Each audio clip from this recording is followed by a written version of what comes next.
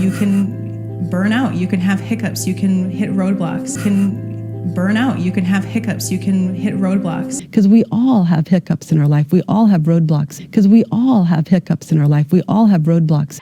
안녕하세요, 여러분. 소피반입니다. 오늘 여러분이 챙겨가실 단어는 hiccup입니다. 딸꾹질이라고 알고 있는 이 단어의 뜻이요, 다르게 쓰이는 경우가 있어요. 예를 들어서 Don't give up on your vision. Don't give up on your vision. 아니면 Don't give up on your dream. Even if you have hiccups along the way. Even if you have hiccups along the way. 라고 하는 거죠. 여러분 알고 계신 딸꾹질을 여기다가 넣으면은 문장이 풀릴 수 있을까요? 좀 이상한 느낌 있죠? 이럴 때의 이 히컵은 바로 우리가 생각지 못했던 어떤 힘든 점, 난관, 장애가 되는 부분을 말을 합니다. 그림을 그려보세요. 내가 호흡을 이렇게 정정하게 잘 쉬고 있는데 평상시처럼, 근데 갑자기 딸꾹질이 나면은 생각지 못했던 막 불편함, 힘든 거, 뭔가 장애 이런 게 떠오르지요?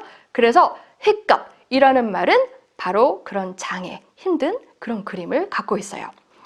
예문에서 말씀드렸던 Don't give up on your dream. Don't give up on your vision. 너가 갖고 있는 그런 꿈, 비전을 포기하지 마. Even if, 비록 뭐뭐일지라도 여러분 하시죠? 앞으로 아직 못 열리니까 even if를 써서 even if you have hiccups, 어떤 장애물, 생각지도 못한 그런 불편함이 초래되더라도 along the way, 그 길을 쭉 가는 데 있어서. 여러분, 문장 안에 hiccup 넣으면서 이제 딸꾹질과 관련돼서 문맥을 딱 잡아가세요. 수고하셨습니다. Bye! You can burn out. You can have hiccups. You can hit roadblocks. You can burn out. You can have hiccups. You can hit roadblocks. Because we all have hiccups in our life. We all have roadblocks. Because we all have hiccups in our life. We all have roadblocks.